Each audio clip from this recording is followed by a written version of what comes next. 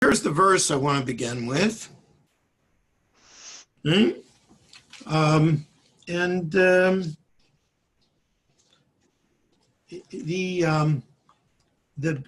previous verse, just to give you the context, says, when throughout the ages a stranger who has taken up residence with you, or one who lives among you, would present a gift of pleasing odor to the Lord as you do, so shall it be done by the rest of the congregation. There shall be one law for you and for the resident stranger. It shall be a law for all time throughout the ages. You and the stranger shall be alike before the Lord. Right?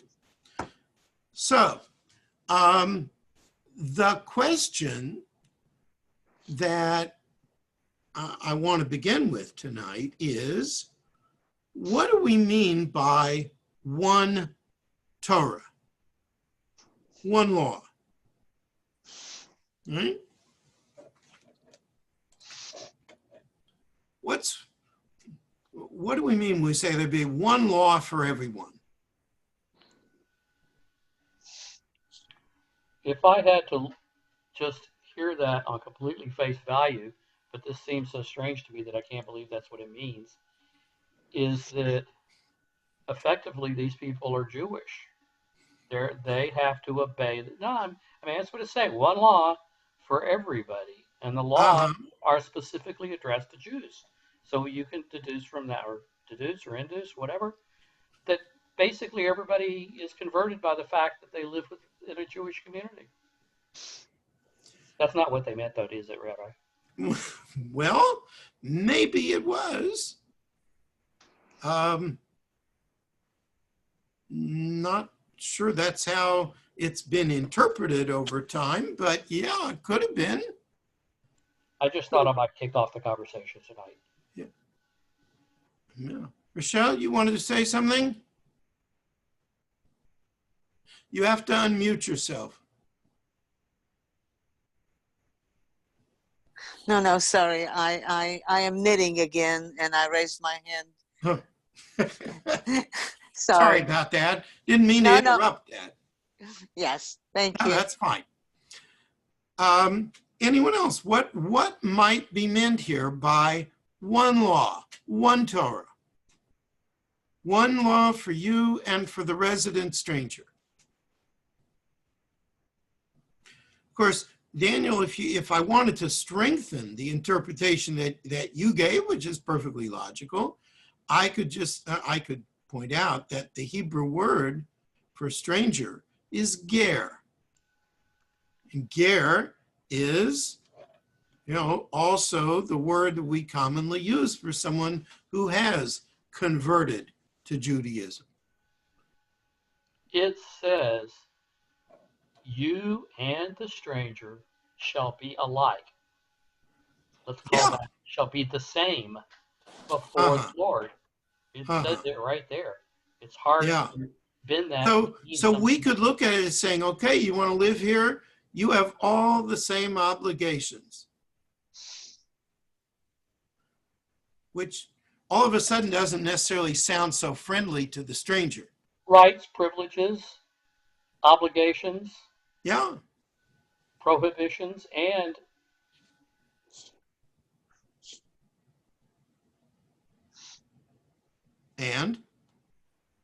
I hit the mute button too fast, and everything else is, I think, is all. I'd love to hear what Mr. Lewis thinks of this.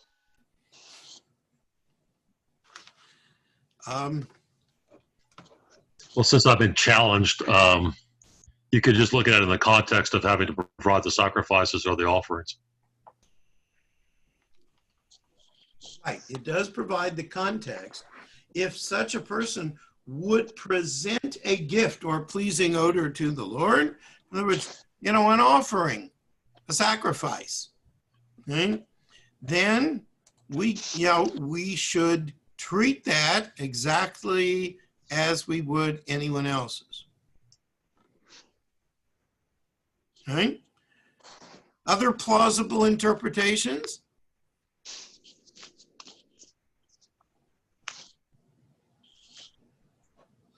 Okay, so let's take a look at some of the things that have been said about this. All right. First, I bring you the Maharal of Prague, Rabbi Judah Loew.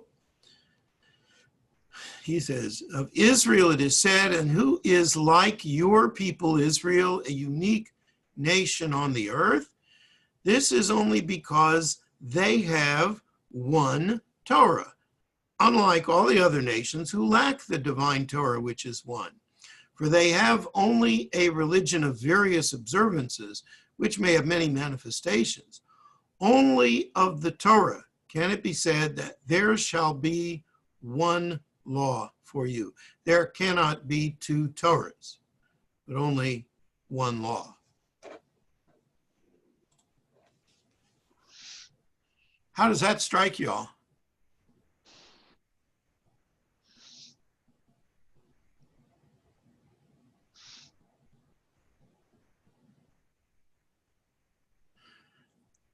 Do you, and what, if you wanted to pick at what the Maharal said, let me put it back up here for you, in case you don't have it in front of you.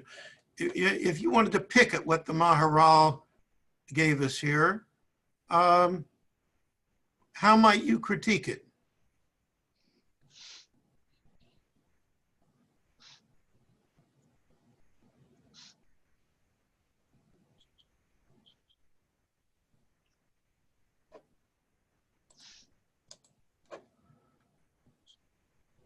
No one has a critique of this.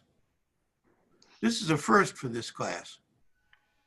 Okay, what it's saying is,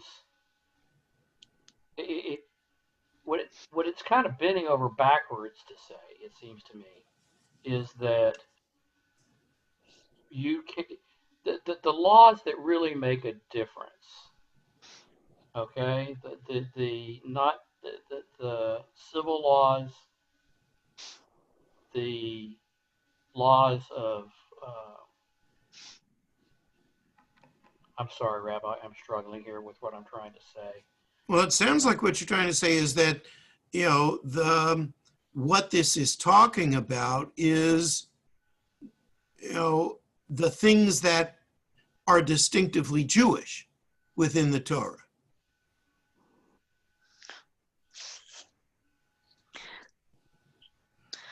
Excuse me. Yeah. Okay, so does that mean that everyone is expected to lehitgayer? Everyone, you know, Well, I think the Maharal is not really commenting on whether everyone has to do this. He's saying there is essentially one Torah. Rabbi, Yes, Del. as I see it, what it amounts to is we've got one law which came from God, not one law from this king and a different law from his son and a different law from whoever takes over after the son and so on and so forth. Okay, very good, Del. So this is, you know, the Maharal's, you know, limiting this in a certain way. He says, you know, there is one source of law. That is God, right? And that law doesn't change so easily. Yes. But I still haven't heard a critique of this. He says there cannot be two Torahs, but only one law. I mean, in the English, two Torahs, but only one law. I thought that would be pretty much synonymous. I mean, Yes. we're talking about the same thing. The Yes. law, the halakha is the Torah, is the law, is the halakha. Uh-huh. All the same thing, right? Yeah. Well, then, that kind of saying the obvious. There cannot be two because there's only one. Yeah, except there's also a critique of this that I think is very reasonable, which is that there is not one Torah per se in Jewish tradition. There is the written Torah, and there is Torah Shabbat Peh, the oral Torah, right? In effect, we do have two Torahs. Now, what I think Maharal means by this is what Dell pointed out, that we have one source of law, right? Ultimately, except the system of Jewish law does have a means to change the law at times. Okay? Let's take a look at the second piece. Okay? So, is there really one Torah? Yes, but there are multiple approaches and understandings of it. Some of them not currently accessible to us, meaning I presume that, one day we might understand more than we understand today. And then some understandings of the Torah will be accessible to us.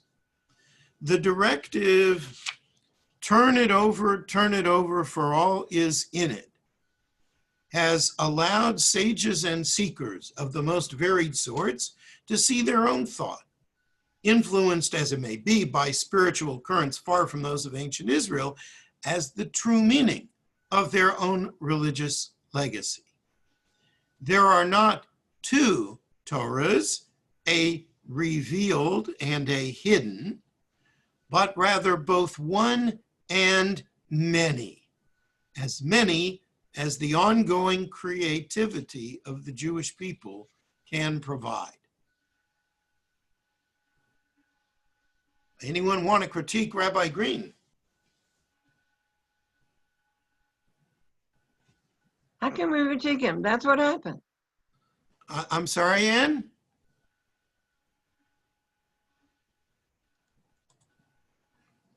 And you have to unmute yourself. There you go. That's right. That is what happened. How can we say it didn't? Well, I'm not saying that it didn't.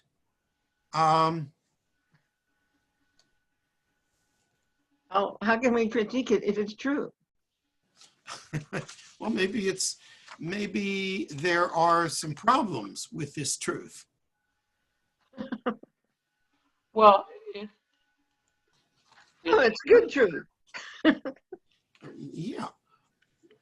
it's Well, true I'll that- just, throw one answer out, and that is that if you have as many Torahs as the ongoing creativity of the Jewish people can provide, you potentially have an infinite number of Torahs, and who decides what brings us together and what separates us, right? We've always honored the traditions of one community that in that place and another community in another place. They're all valid in their own place. Yes, and that but none way of we them don't have to decided- excommunicate But anybody. none of them decided, I'm going to do Shabbat on Tuesday, Oh, right? Okay, so now Barbara has a comment on the chat. It says, ultimately, the oral Torah and the written must be combined under the auspices of one law. Okay? I think what he is saying is Jews tend to interpret the Torah using their own lens. Hence, we sit here and discuss how we see the meanings. Right? And that's certainly true. We're hopefully in 100 years, another version of this group will meet and come up with different understandings that we didn't find. well, Okay. nowadays Many we're years starting to we have studied together. Nowadays, we're starting to have different denominations, but we all used to be under the Orthodox umbrella, in spite of having many different opinions. Yes, before it was ever called Orthodox. Yeah, Yeah. so it worked.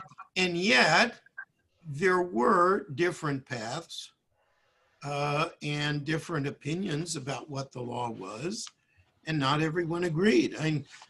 People lived in community, but they still, they had to sometimes decide between different options. But it So, worked. is this Yeah, Daniel? is this talking to perhaps oversimplifying it? There is a minhag. There's hundreds of thousands of minhags, but only one halakha. Well, that would, Is that what it's that saying? would be good if that were correct. The problem is that minhag also has a place in halakha. There are lots of minhagim that have become accepted as halakha.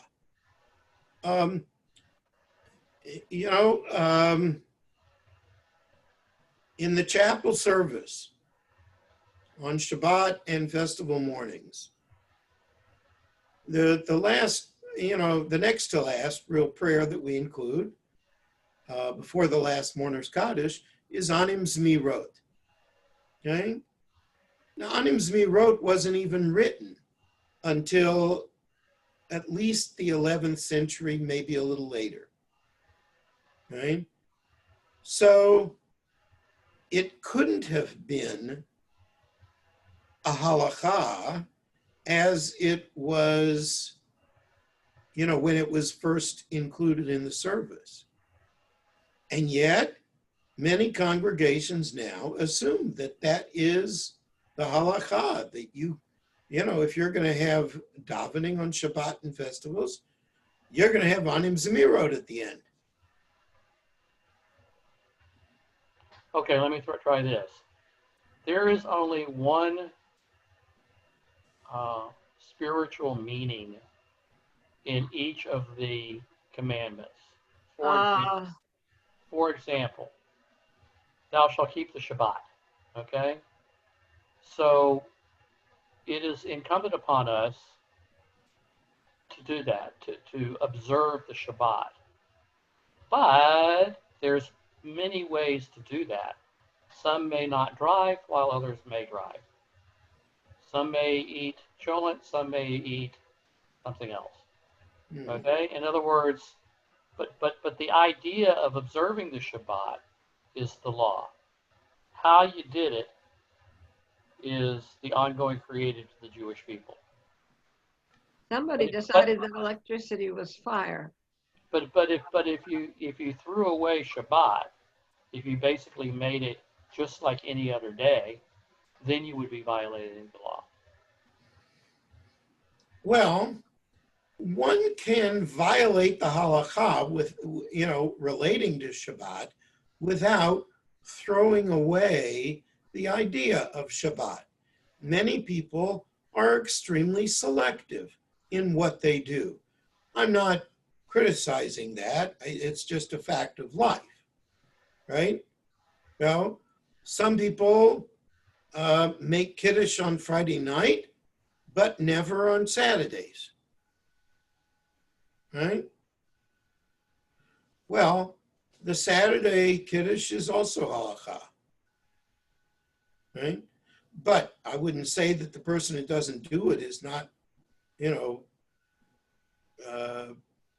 concerned about Shabbat. Okay, so I don't want to turn this into a discussion about Shabbat per se. I was using it as an example. I'm sorry? I was trying to use it as an example. Yeah, I understand. A spiritual law versus how you execute it. Yes. Yeah. Does anybody have a problem with many Torahs, as many as the ongoing creativity of the Jewish people can provide? Well, there is a problem.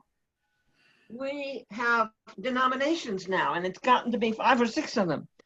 What with Reconstructionism and Jewish renewal, and now that we have so many denominations, it becomes almost like the Protestants. There's no end to it. Before, there were people who are all Orthodox, and some did this and some did that, but they belonged to the same denomination, so to speak. Yeah, so denominations came into being when groups of Jews could no longer accept the fundamental assumptions that underlay the Jewish world, right? So that's, you know, in the pre-modern world, if you didn't accept the presumptions, either you stayed in the closet or you walked away, meaning probably that you converted to something else. Yes, Stephen. Excuse me. Isn't there a phrase that the Torah has to be interpreted in each generation by its sages and prophets? Yes. So if that happens, and obviously there's continual interpretations that will be different. So it's constantly changing. Yes. That is essentially what Rabbi Green is saying here. That, you know, every generation will approach the problems through its own lens, as Barbara put it.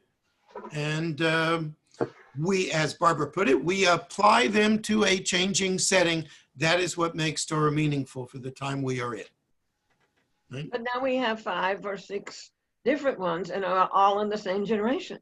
But I don't know that it's any different now than it's ever been. I mean, we may have Actually, Daniel, that's the first thing you've said that I would really disagree with. Okay. We live in a marketplace of spirituality, right?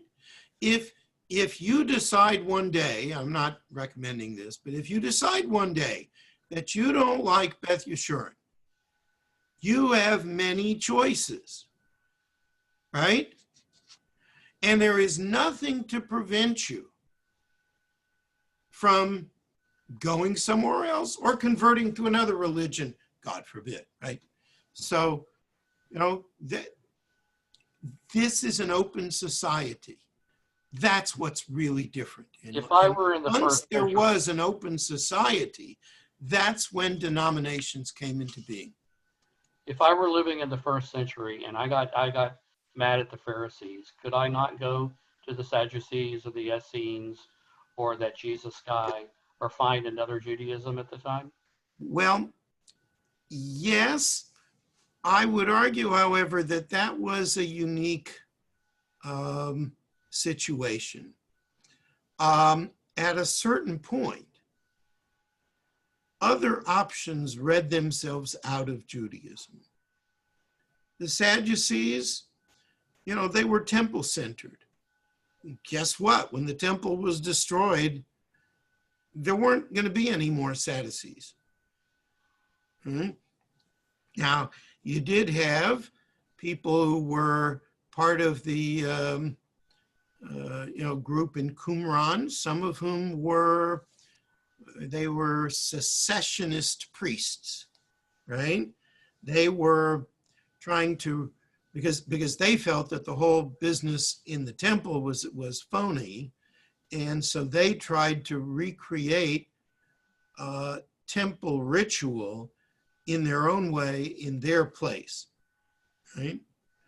But that also proved to be very short-lived, right? The Essenes, you know, similarly, they believed that the end of the world was nigh, right? Guess what? If you're celibate because you think the end of the world is nigh, you're going to prove yourself right.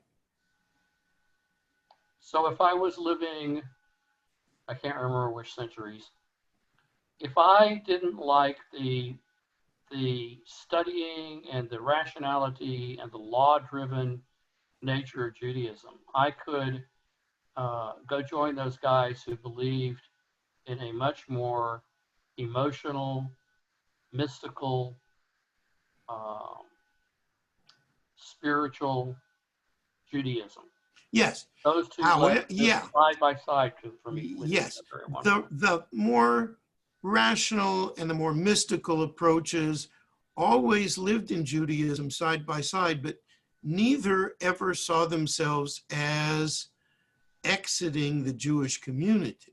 Oh, well, I don't think Kaplan, I don't think Reconstructionism, Reform, Conservative, all these different denominations, well, some of us see the other groups as not quite Jewish, but by and large, we all accept that each other are Jewish. They're just different denominations. Yes. And however, is Shrine Gewalt over the fact that there are so many denominations and different approaches, and that and she sees that as a problem. And I'm saying it's not a problem, it's a manifestation of reality. And I'm arguing that it always has been in one form, and you're telling me that I'm wrong. Yeah, not always. There's a range of acceptable possibilities within Jewish life. We can agree right? there. And ultimately, some folks, if they couldn't accept those limits, they read themselves out of the community.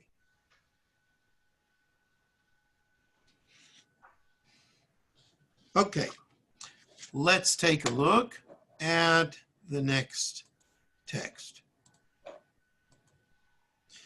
Hey, speaking of the mystics, since you mentioned that, Daniel.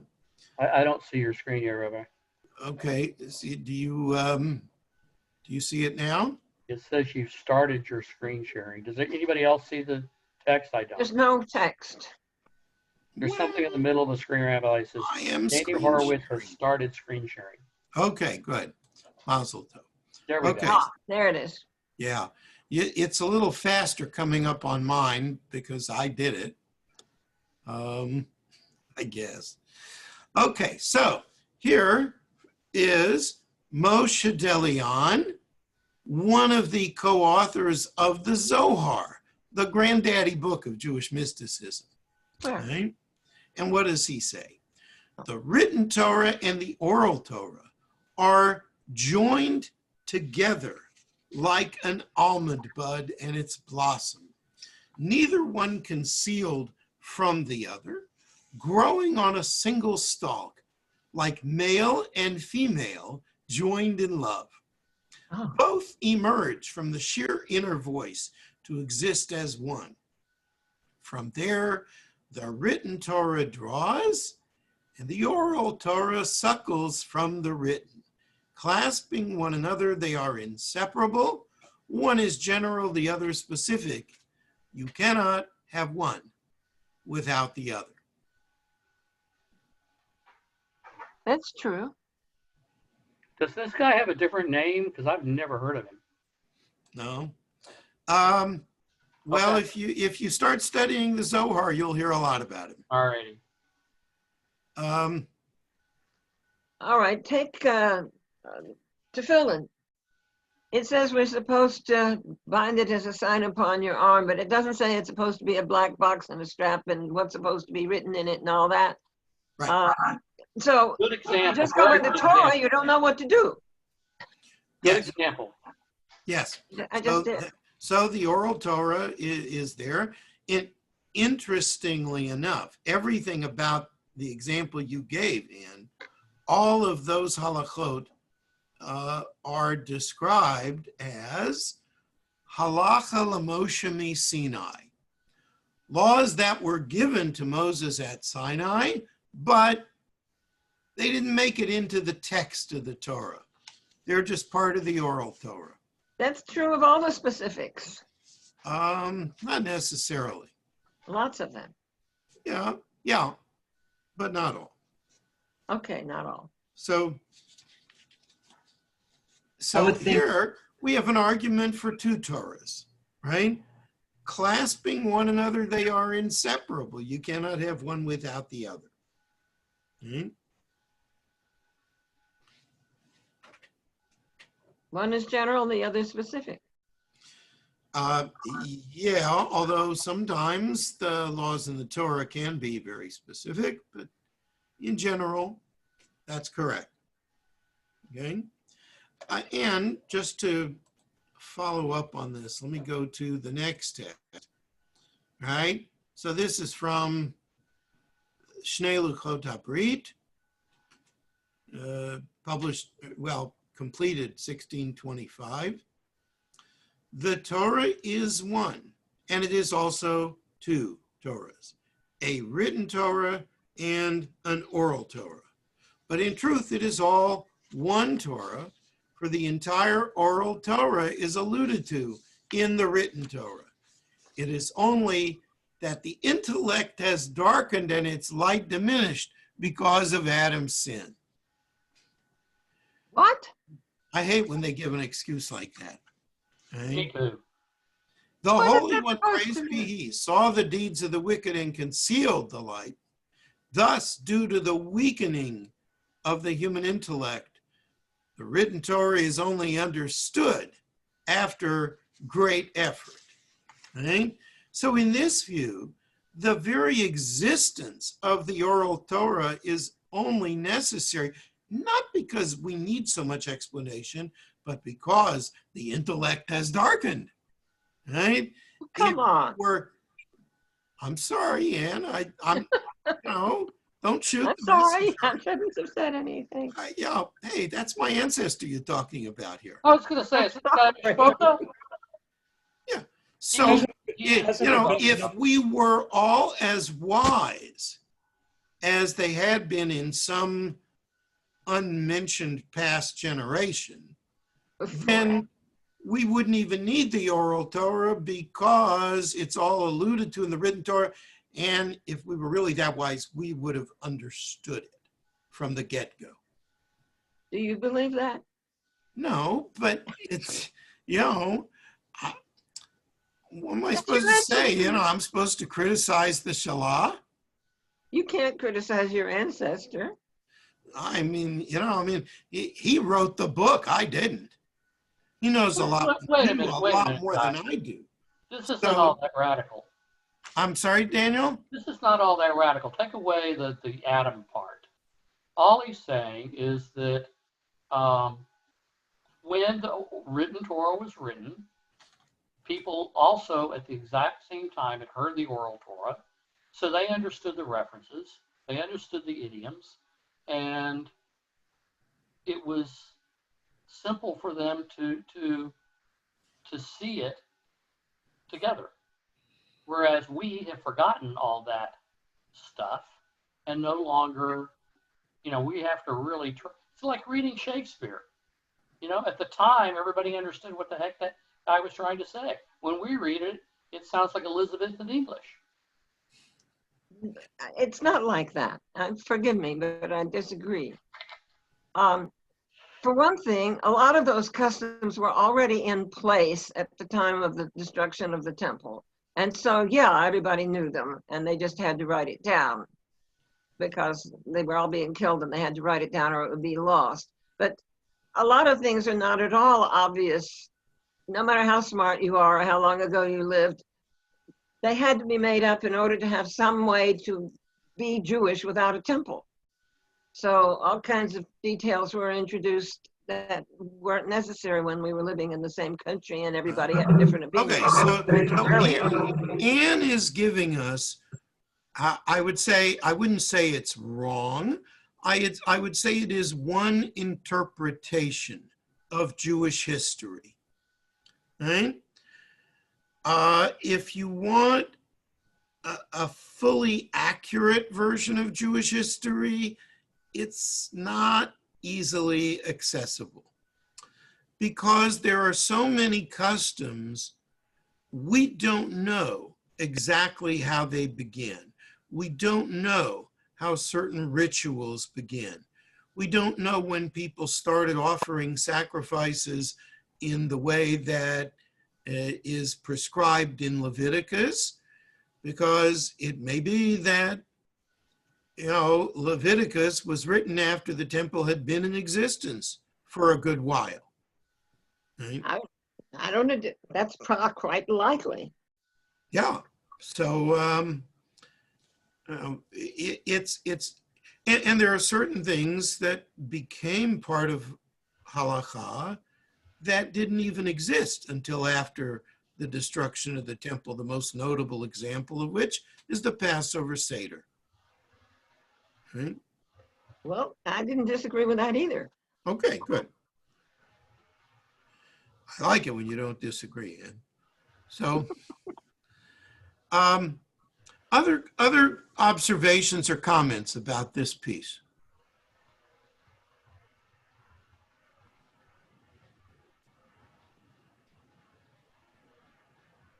Stephen? No?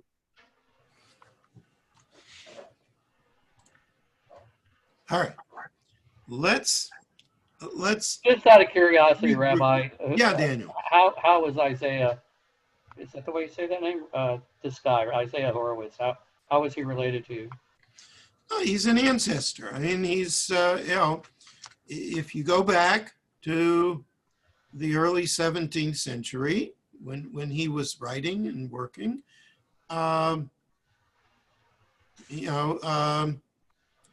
You actually have genealogical.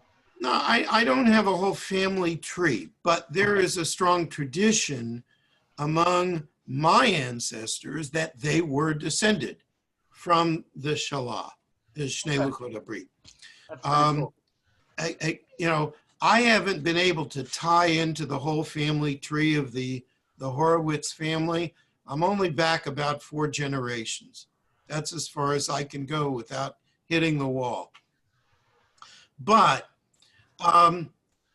most Horwitzes today who are Levites are descended from the Shalah. Okay, cool. Thank you. Yeah. Okay, so, we read the Torah, the text of the Torah, as if it were one Torah. And we have certain things that we do that, follow upon that. If there is a single letter of the Torah that is missing, then the sanctity of the Sefer Torah is diminished. It can't be used ritually, right? But that presents a problem, right? Because it's a fixed text. Torah could be too fixed, could be static, right? And then you're stuck living in one century and not able to face the challenges of another one. So these texts, at least the last 3, they all treat the Torah as dynamic, as having the potential for new understandings and even new practices. Right? So the question is, how do we understand it as one Torah as Judaism evolves?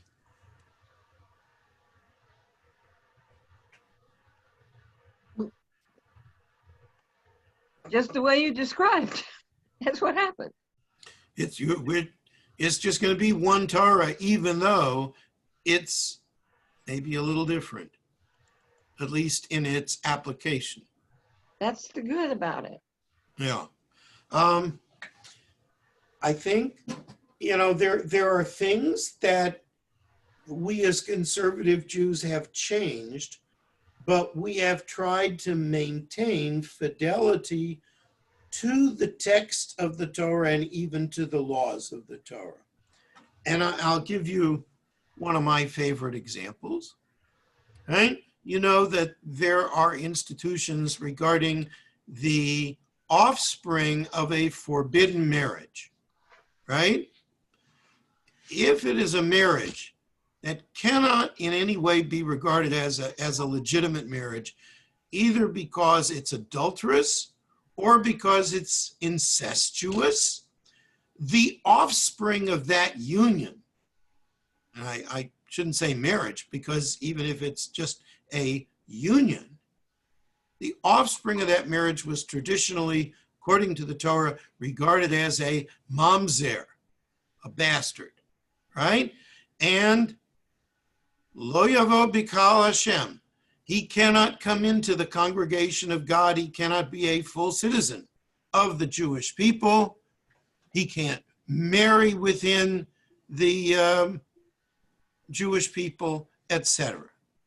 The Right? problem with that is that it goes on for all his descendants forever. Yeah. That's horrible. Okay. And it's really terrible towards him because he's being punished for the sin of his parents. Right? And so our solution in conservative Judaism has been to say, we will no longer accept testimony regarding a person's status in this category, right? In other words, if you come to a conservative Beit Din because you want to claim that someone is a mamzer, it's tough. We're not going to hear it. We're not going to convene that Beit Din, and we will not accept testimony on that subject, right? Now, we haven't eliminated the law, but we've eliminated the problematic application of the law. What about DNA nowadays? Isn't that a problem? Oh, yeah, well, could be, yeah, but we're not accepting any testimony about it in Beit Din. So no longer will we ever declare someone to be a mamzer because we will not accept the testimony, not even if it's DNA. They had a custom in Orthodoxy that they would do their best not to believe it. For example, if he was on a ship and she was on the land, they would say, he got in a rowboat, the husband that is, and he came home and it's his kid. And now with DNA, they're going to say, no, it's not his kid. That's a shame. Yeah. Some of the outs that they had, they were, they were very helpful, and you can't use that anymore. Let's move on to Rabbi Reuben Hammer guy. So in order to go to the next phase of this, and I'll bring back the share screen, and hopefully you'll be able to see it pretty soon. So I have to give you the follow-up of the verse. The verse ends, you and the stranger shall be alike before the Lord. The same ritual and the same rule shall apply to you and to the stranger who resides among you. Now, Daniel's initial reaction would be strengthened by this. I'm sorry, Daniel? Would be strengthened by this statement. Well, this is an attempt to say love the stranger, but I think it's being unfair to a stranger who doesn't want to be one of us. I mean, it's a little too much love, is that? Daniel's initial reaction was, it makes it seem as if all the laws are being applied to the stranger, okay? So this is not how Reuven Hammer reads it. By the way, Reuven Hammer was a very prominent conservative rabbi, made Aliyah, actually was the first president of the Rabbinical Assembly to live in Israel. And he died just last year. Just about his first yard site, in fact. So here's what he wrote. The influence of the ideal of the equality of all humans can be felt in the laws of the Torah, even though the laws therein are intended for the people of Israel alone. They envision Israel living in its own land, the land of Israel, and form the constitution of the new state of the Israelites. Rabbi Chaim Hershenson, an early 20th century Orthodox Zionist thinker, taught that the Torah is democratic in viewing all citizens as equal before the law, including the Jew and the stranger, the non-Jew, in their midst. As paraphrased by the philosopher Eliezer Schweid, in principle, the Torah advocates complete social, political, and moral equality between Jews and Gentiles, in the sense that any demand based on human morality applies equally to all. The differences in religious and ritual considerations do not in the slightest impinge on the full equality between Jew and Gentile in the eyes of the Torah. In other words, yes, there are differences in religious and ritual considerations. A Jew is a Jew, a non-Jew is a non-Jew, but they are equal in the eyes of the Torah, in the eyes of the law.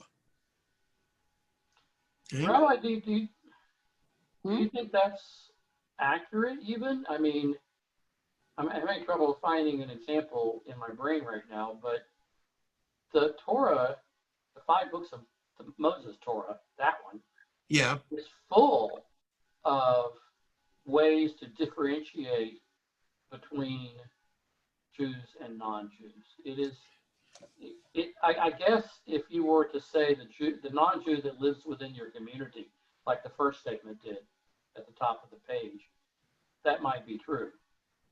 But there's all kinds of examples where we treated non-Jews very badly because they were non-Jews. Is that not correct? In war, for example?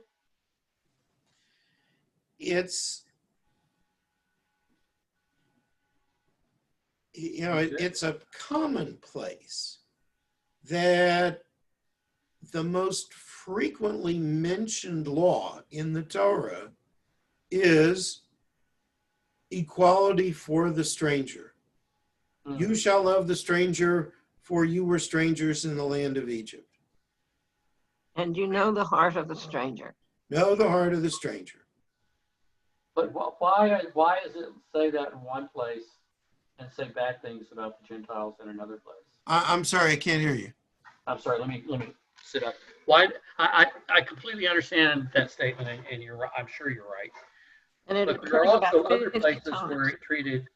There's other places where it said very bad things about the Gentiles and did not make them equal. So maybe it's talking about 2 separate populations here. Yeah, it could be talking about a particular group of non-Jews. Okay? It strikes me that it's talking in one place about the Jews of your community, and that as opposed to the Jews that live in another country. Well, of course, the Jews in another country are not subject to our laws. This says at the very beginning the influence of the ideal of the equality of all humans, which regardless of what country they live in. Even though the laws are intended for the people of Israel alone. Right. Right. That's a paradox. Okay, so I would say that you might, you will certainly find exceptions to this. The Torah as a whole is aspirational in this regard. And the preponderance of teachings about how we treat the stranger are, of this nature. Can I give an example? Please. It's slightly different. It says in the Torah that if a slave escapes, you're supposed to treat him as a neighbor and a friend, and you shouldn't turn him into his owner. But it doesn't outlaw slavery because it doesn't have the power to do that. It's aspirational. So, so that would be another example of an aspirational. Yes. And of course, as I think I've said in this group before, slavery is an excellent example of how the halacha as a whole has evolved, right? And so that the rabbis made it more and more difficult to maintain slaves because, it changed the rules about how you had to treat them. The Torah, you have to feed them the same food you have. Then it says, they work harder than you, so you have to feed them better, right? And they get the best pillow. And eventually, slavery becomes eliminated because it's no longer feasible to, once it's economically unfeasible, then the problem is solved. It may not be solved, at the moment I would like it to be, which is back in the book of Exodus. But that would have been asking a lot from the Torah to eliminate an economic institution like slavery. Right? Our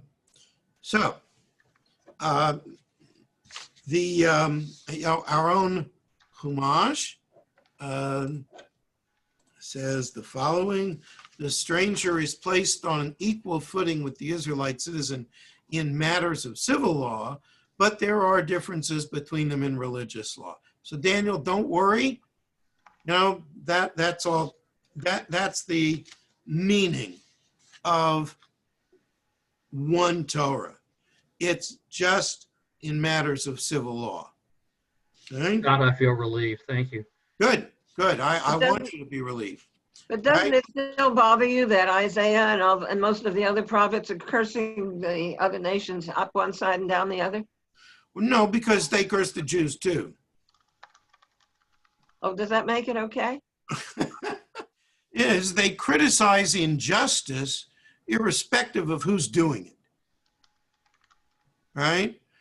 So it's like in our time, there are a lot of people who are only critical of Republicans, and a lot of people who are only critical of Democrats, right? I'm an equal opportunity critic, and so is the Torah, and so are the prophets. So I think that's fair. Okay. So, and I just quoted the comment of Rabbi Horwitz. Right?